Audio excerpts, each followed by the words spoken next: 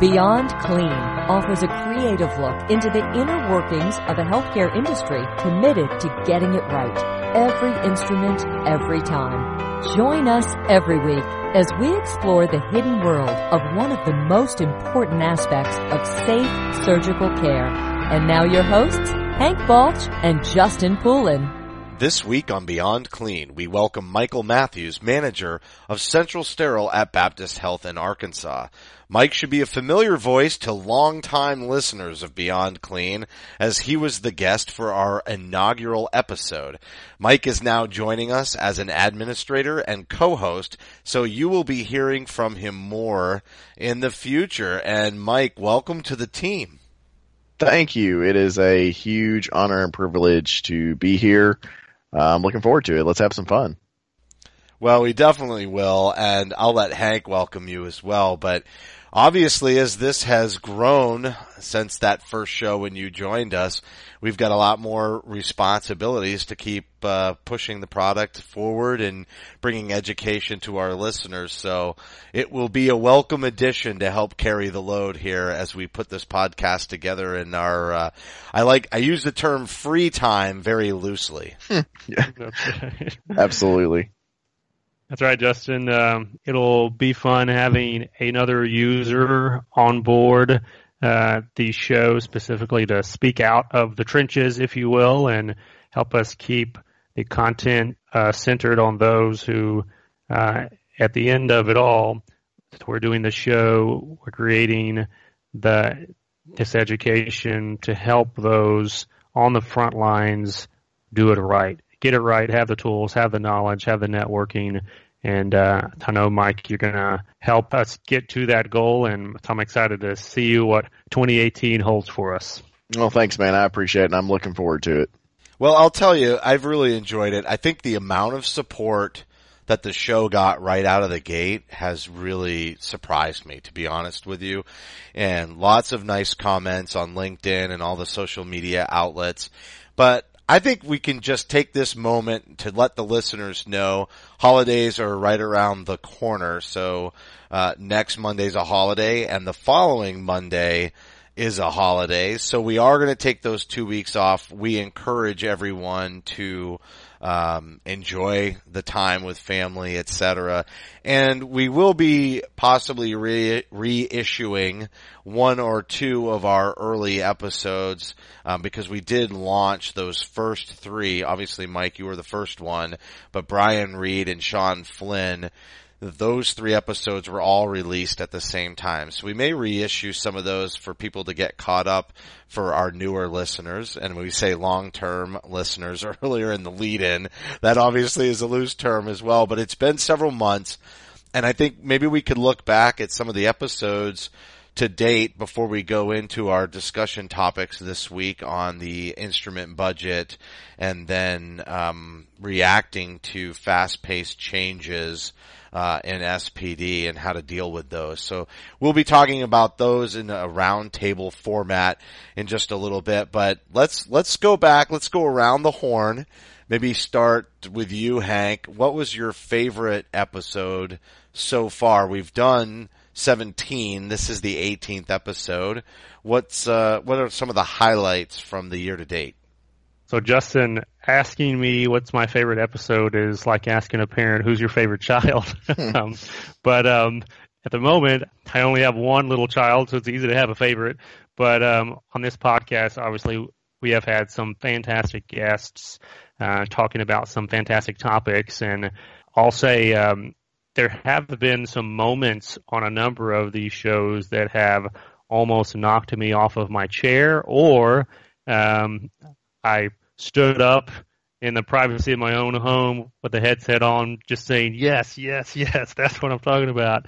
And I know one of them that comes to mind is a highlight from the vendor managed inventory episode that we did with Kirthi from Ready Set Surgical, and talking about the value, the lifetime estimated value of a relationship of a surgeon with a vendor. And these companies out there have put a price tag on that relationship to the tune of around $50 million over the lifetime of the surgeon. It just gave a lot of perspective to me to some of the challenges that sterile processing leaders will face in dealing with the communication issues around vendor-surgeon communication, the compliance issues sometimes, making sure that our own facility policies are known and enforced. When you started talking about that amount of money, I literally fell out of my chair, almost. So yeah, that was definitely one of the highlights for me. All right, Mike, we'll go to you, but here's the deal. You can't pick the inaugural episode which you were featured in. That's the only rule. Oh, so really what you're asking me is what is my second favorite episode? Absolutely. No, I gotta tell you, I really enjoyed Brian Reed's from Asenco, particularly his the very early part of the episode where she was kind of talking about his story, how he started to get involved in the sterile processing world. And, he told the story about how his mom's cath procedure was delayed because of an issue in sterile processing. And, I remember him saying, okay, this is going to now be my thing. It just reminds me that when you're on the front lines in sterile processing, it is so easy to lose that connection to, what it is we're actually doing. For us, it's so easy to fall into that. Clean instruments go out, dirty instruments come in, and you're just dealing with instruments. But to be reminded that all these process improvements, all these efficiency changes, they really do have a human on the other side, a patient, who has entrusted us with, their safety. Well, I'll tell you, trying to pick a favorite episode, this is a dangerous one. I'm just waiting for the emails to flow in after this one broadcast, but there were a lot of good ones, and I just want to thank everybody who's been a guest on the show to date. I remember Allison Sonstele's, which I thought was excellent. I like hearing about people moving from CS and into other roles, and as a matter of fact, you talk about that infection control episode with you, Mike, that we kicked it off with. That was a big part of it was, hey, this might be an area for people with career aspirations working in sterile processing to move into. And then we had Patrick Dotz, who talked a lot about people who might be, or talked really about staffing and speaking specifically to people who might have interest in moving on. A huge thanks has to go to Thomas Overby, because Ultra Clean Systems features the BeyondClean episode in their newsflash on a regular basis, and I'd be remiss if we didn't say thank you for all the promotion from them. Really enjoyed the Daniel Kuhl episode from over in the UK. It's good to have somebody with an accent on the show. That's right. He was our first international guest. So he was. It was very fun, yeah. And Jim Stabinsky, just about some of the data, it's a big part of what we talk about on the show frequently, Hank. You and I are very data focused, and I'm sure everybody will come to find out that Mike is as well. But that was a really eye-opening episode as well. And, I love Stephen Kovac. I thought our CS Week success stories was a favorite of mine. We had Dan Vukolich, we had Rick Wells, who was really good, Marianne Drosnock. There's just so many. Don Williams, Kirthi Kanabati. I loved speaking with Peter Nickel, the first physician that we've had on the show. But you know who I'm going to go with? I'm going to go with Bob Mars. And a lot of it is because he told a really excellent story about Grace in the OR. And I'm just going to give him some real props for managing that situation so well. And also, he's not only been a patient, but he's been, not only has he been a leader in sterile processing, but he's been a patient. So just to echo what you said, Mike, he really had a vision from both sides of the coin there. And I just thought that was an excellent episode. It really brought out the human side of the fact that, this is a service and we're all people doing these jobs every day and trying to work collaboratively. And I thought that was an excellent episode. Going back to the episode with Thomas Overby, I think we closed that episode even talking about the fact that pistol shrimps use ultrasonic waves that I thought I was watching the Nature Channel there, but it was a fantastic analogy. Just the power of that technology there. Going to a more recent episode, Lindsay Brown's, that was another one that I could hear the applause from across the globe when she started talking about stainless steel brushes and the fact they still have a place in sterile processing. Just wonderful sound bites across the board, terrific guests. I was scrolling through a couple of days ago just looking at all the names and all the topics and all the folks who came on and committed their time and their effort to come with us and, share a passion and to share education with hundreds and thousands of folks across the globe that they'll never meet.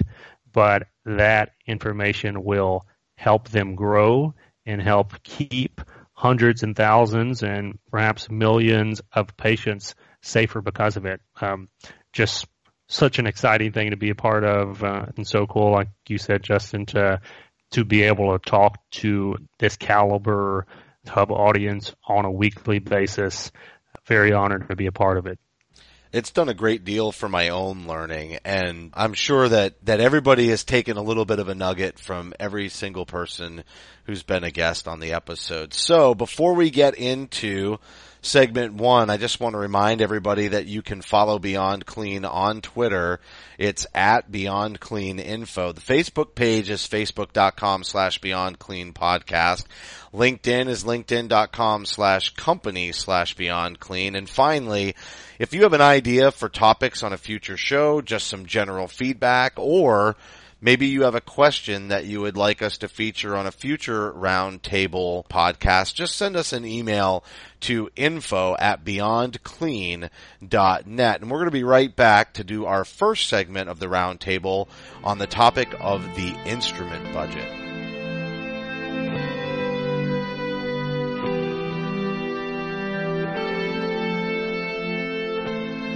Okay, we're back, and we're going to be talking about the instrument budget, and it's a topic I actually came up with for the podcast. Imagine I contributed something here, Hank, and other than a voice, but you're really the subject matter expert on the show, and now we have Mike as well. But the reason I thought about it was that I've run into it a lot lately, and Don Williams, we talked to him about, processing clinic instruments, and I know this has grazed the topics of conversations over our first 17 episodes, but I've run into it just in working with customers on a regular basis and talking about replacement instruments for the clinics that they manage and the budgets. And, many people I've spoken with wind up doing all the reordering even though they don't have control over it because the people that they support, the end users, don't really know what to order.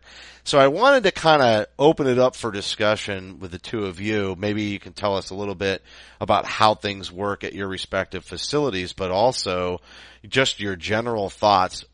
How difficult would it be, and is it a good idea to take that instrument budget from all the outlying departments and clinics, including the OR, and centralize it with the processing in CS? Sure, yeah. I'm going to go the old college route and say it depends.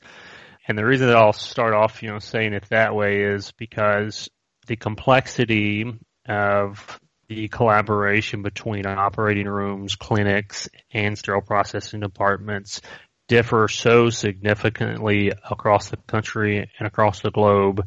And I think we even talked about that in the interview with Allison. But depending on who reports to whom, if there is even a sterile processing manager, many of these smaller facilities, the leadership kind of stops at the supervisory lead tech level, and then you're reporting directly to the OR. A lot of that can have an impact, obviously, in the best case scenario for who owns the instrument budget. Now, that being said, take a step back and say, okay, let's just assume for the sake of argument that your department is large enough to have your own sterile processing manager and your own dedicated sterile processing budget.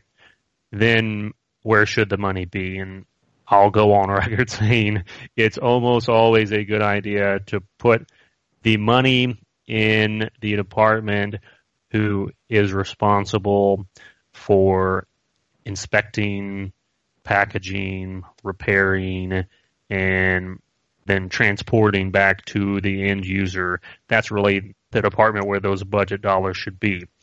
Now, before we get too far into this, and I'll hand it off to Mike to kind of hear his perspective generally, but I do want to say it will not work, regardless of whose budget the dollars are in, if you do not have accountability. And I want to get back around to that here later, but you have to have accountability on all sides, not just the department who has the budget, but also the one who doesn't, but is the user. And then also you've got to have the data portion of it for the budget to make sense. I don't want to get into that right now, but what do you think, Mike? Are you a sterile processing budget man or a user budget man? Where do you stand? So, I'm at the exact opposite end of the spectrum from where you are in terms of what my position is actually capable of. So, I am a manager of a small department. I have literally no budget and no buying power. However, if any department needs to buy instruments, they come to me and say, please order these instruments. Here's my cost center code. And so that situation that Justin was describing earlier at the intro is pretty much exactly how it is for me. And I can tell you that it drives me crazy. Tell us how you really feel, Mike. Yeah, it does. It drives me crazy because I'm one of those guys that, listen, if I see an issue, I want to fix it. So if, ER sends me an instrument that has a cracked box lock, I really just despise having to go down to the ER, explain what that is, explain why I need to spend some more money, explain, how this happened and why I can't continue to use it. Because they don't understand. It just seems like it should be up to me just to, hey, you see the problem, just go fix it. So let me ask you this, Mike, in terms of standardization, and this is something that Justin was alluding to, if you've got multiple customers, it sounds like you got multiple cost centers that you're purchasing out of, but they're coming to you, the one central source, to make the ordering decisions. Are you given the discretion to say, I'm going to standardize the variations here of our Mayo scissors and not just have whatever catalog someone happens to have in their office? What does that look like for you? Yes. So they pretty much just leave it at my discretion to order from whoever I see fit. So that part is very freeing that, I basically order from one vendor. Unless something just flat out isn't available from that vendor. So, if you go to our hospital, pretty much all the instruments are V. Mueller instruments. And that's just because, that's our primary vendor and we've standardized that throughout the system. Now, that being said, we were opened as a new facility. Every surgical instrument that is in our hospital was purchased by me. But that's a unique opportunity that if you walk into a facility that has, 20, 30, 40 years of history behind it, you may not get that opportunity. I'd like to go back real quick to what you were saying about accountability. It's interesting you brought that up because when we did our initial Joint Commission accreditation, the surveyor was going through my department and we were talking and she kind of pulled me off to the side and she said, who do you answer to? Like, what's your chain of command? And I said, I answer directly to the OR. And she kind of looked at me and said, you need to rethink that whole system because, you have, a different priority than what the OR has. And I think that's kind of where the rubber meets the road for us in, these purchasing decisions is that we have a different priority than the OR has or the ER has, we have some very similar, the priorities that are saying we're all here for the patient, but how we serve the patient can be completely different. And so I really do feel that if our priority is producing a safe product, then we need to have the option of saying this product is not safe. We need to buy a new one. I want to jump into from that, the whole safety in the product. Sometimes the clinics are buying substandard product. You may have less of a need for OR grade, but because you may be getting clinic type trays that aren't really, necessarily used in an actual surgical procedure, that maybe they cut some corners, and then you wind up processing these Pakistan instruments in with your German stainless steel instruments, and that presents a challenge. And then I also think, from a infection control standpoint, what stands out to me is, what's the main purpose of tape? Right? Main purpose of tape is so that a service or department can take ownership of those instruments and they don't migrate across those budget lines. And that's a challenge just from an infection control standpoint, and even cost, because the tape itself takes time and energy to replace and maintain properly.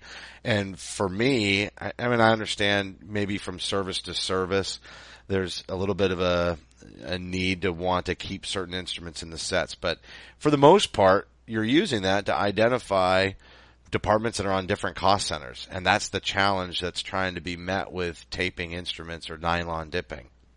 That's right, Justin. And, one of the shows that we'll have in 2018 will be drilling down to instrument level tracking. And when I say that, I don't mean the particular color of dip or coating or tape. I mean down to those little barcodes on the box locks or on the handles. And if that's what's driving your tracking and your compliance in terms of which customer is getting which instrument, it really makes that workflow much tighter and more streamlined, so that a technician, and this happens, practically in larger departments all the time, you're walking through the prep and pack area and you see a random clamp on somebody's assembly table. Well, where did it come from? And how do you know? And who does it go back to? Well, if there's no tape and there's no barcode, or there's no instrument level tracking, in a hard situation there, to dig out of and say, okay, I want to make sure that my customer, who perhaps it was purchased out of their budget code, I want to make sure they get it back. Well, that brings you, to these marking options there, that in the instance of tape or dip that's not well maintained, you're in infection control challenges. So definitely a conversation that I think will be engaging for listeners too, because that is the future. We all know instrument level tracking is coming. Just considering that in this larger context of the budgets, I think will be very profitable. And on that note, Hank, I think now is a good time for an announcement regarding something that was brought up by tape and nylon dip and such. What's that announcement?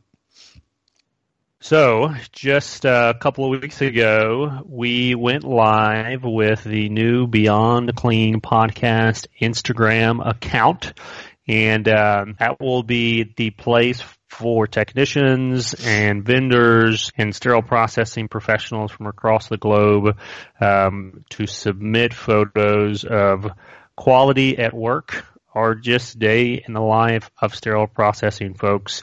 In particular, these new technologies out there, such as the borescopes, the flexible inspection scopes that let you look inside of arthroscopic shavers, all the way now to large diameter endoscopes, to the tabletop microscopes that let you get a good look at the tape or the dipping or the end of a needle holder that may be cracked but not visible to the naked eye. So we went live with the Instagram account and the project to shine a new light on the challenges that are not only being confronted but overcome by folks in the field on the front line who are catching these items, because a photo that makes it on there of an issue means that it was caught. It did not make it back to the patient, and it's the opportunity for folks who follow that account to learn and be educated without making the same mistakes. And hopefully, one of my personal visions for that project is to give sterile processing leaders more ammunition to bring back to their financial meetings and say, no, listen, you push back on that microscope that I'm wanting to purchase, but let me show you what you can see with that Let me show you what folks out there in the field are actually catching, and then tell me that you don't want that for our patients. So yeah, very exciting project. Hope you go check it out. Again, it's the BeyondClean podcast, all one word, on Instagram, and you need to download the app on your phone to see the photos, or you can look it up on your browser. And I can give just a real, practical example of how this actually came to play in my advantage. Just recently, I was working on building a new set for a new service line, and one of the scrub techs, was insisting that we needed color dip ring handles on our particular instrument set. And I said, we really don't want to do that. In fact, why don't I show you a picture of what it looks like underneath that ring dip? Yeah. And sure enough, I pull up Hank's account, show her the picture of what you had posted, that disgusting looking thing underneath the ring dip. And I said, this right here is why we aren't going to have ring dipped instruments in our sets. And sure, that shut the whole conversation down right there. Like, she said, okay, you're right. We're not doing that. Fantastic. It's already working. We'll be right back for segment 2, where the topic will be dealing with fast-paced changes in SPD.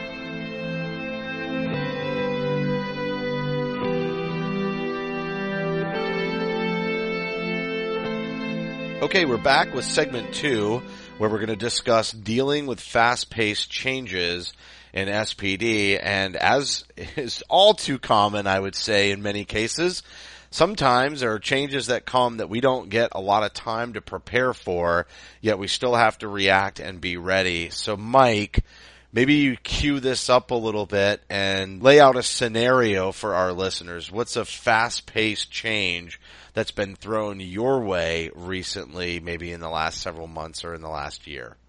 At a new hospital, new building, new everything, we live on fast-paced changes. And, when we hired in our new staff, that was something that, we hired them in with the understanding that, you're going to have to be flexible in this position because things are going to change quickly. We may even have to change around hours based on volume, all those sorts of things. We kind of built it into our culture.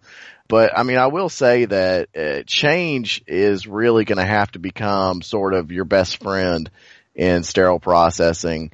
Because honestly, I feel like we're behind the medical field as a whole, and so we got to play catch up.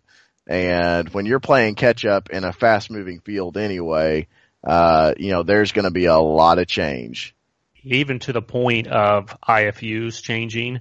One of the great technological steps forward, if you will, is transitioning the old style IFUs in the binders to online IFUs that can be updated with the flip of a switch, because you would have to, number one, know about the change.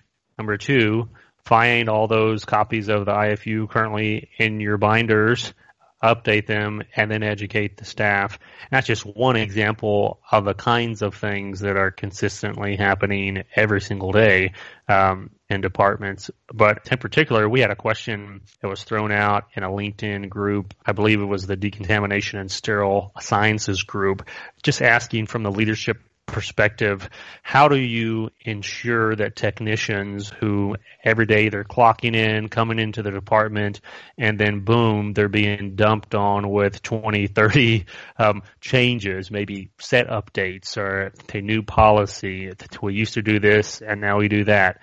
The tray used to be called this and now that doctor left, so we just call it that. And ensuring that folks can keep up with that and also not be overwhelmed by the complexity of it. And one of the answers that I threw out on that thread is not settling for a silver bullet, or not thinking maybe that there is one. There is not a single good answer to that fast-paced change question. You can't just, we're going to start having weekly meetings and that's going to solve everything. Or we're going to we'll send an email to the whole staff anytime that we make a change. That, however. Come on, that's the best way to manage your team, right? Yeah. You just shoot out an email and everybody just takes care of it. It seems to me that communications like probably the number one challenge with fast-paced changes. Would you agree? And either way, what are some other factors that are at play for successfully navigating something that's coming your way? Kind of like drinking from a fire hose. What I like to tell my frontline leaders, supervisors, lead techs, managers, to get out of the old way of thinking that you say, well, we already told them about that. We told them last week, and so they should remember. We already had a staff meeting, so they should know by now. Yeah. If they're still making the same mistakes, or if there's still oversights on a recent change, that's a signal that your process for change is not good. And if you see that regularly, then the first question or the first action that I would advise folks to do is, on any change, be thinking like a frontline technician. Will the third shift who comes in be able to easily know what changed and actually make the change? And if they have any questions, will they know who to ask about the change? If you do those three things consistently, a lot of the breakdown with just that communication issue, like you said, Justin, will not be solved completely. It'll get you further down the track of a true process of change that can actually work long term. Yeah, and you got to remember that, some of these processes that you're changing may have been in place for, years. And so it's incredibly unrealistic to expect that, you can undo years of doing something a certain way or calling a set a certain name with a single email or a single meeting. That's just completely unrealistic. That's not how it works in any part of our lives, much less, in our workplace. So, we have to tell ourselves and tell anybody else that, maybe communicating change is that you better get very comfortable with having to repeat yourself. Because saying it once is not going to be good enough. And so you've got to come up not just with, one particular method of communication. You may have to do, multiples, and you may have to do it multiple times. And, it's that whole reinforcement piece. And it was exactly what I was thinking right before you went there. In the back of my mind, it wasn't just communication, but it was, just putting that reinforcement on there. And then what happens when the message is diluted on shifts that maybe have interim management or lack of manager? Like, how hard is it to get that, not only the communication through, but then for people that get confused between the old way and the new way, and that's not how I was taught, or that's not what they said, that's a real challenge as well, is it not? Yeah, absolutely it is. And it can become frustrating on the part of, like, let's just say third shift, because usually that's where the most of the frustrations lie as far as communication. Those people may feel like they're kind of isolated out there on their own too. So, I think it's really important to very intentionally think about how you're going to communicate regularly and effectively with those particular groups of people. And the one word that we have not mentioned yet is engagement. When you talk about the folks on third shift, for instance, who may be frustrated because all these changes are coming down the pipe, they're probably also frustrated with the fact that they're not engaged with the changes. Yeah. If you find a way to draw in those process improvement ideas from the entire team, including those off shifts, and apply those changes so that the change doesn't feel like it's just coming from the manager's office. It feels like it's coming from the peers, the folks in the trenches who are dealing with things that need to be changed, and everyone understands that, or at least they can appreciate that.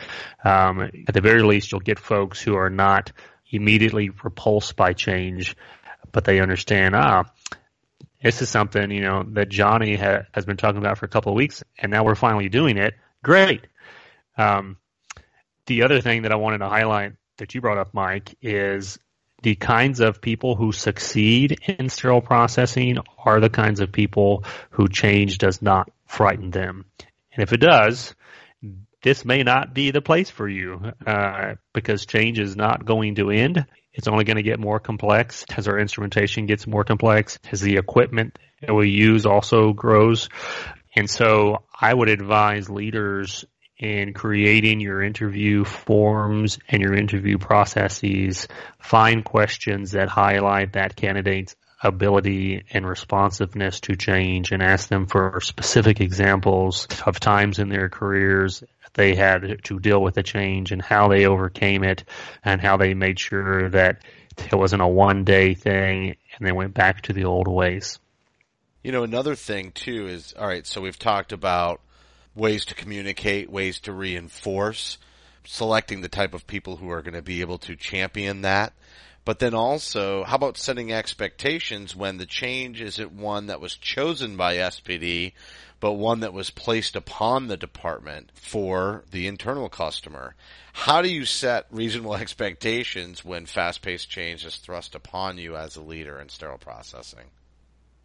You know, Justin, going back to the interview form that we were just talking about, for our leaders that we put in place for our specific shifts, one of the questions that we like to ask them is, how would you deal with a change that was not made by you, but will negatively impact the morale on your team?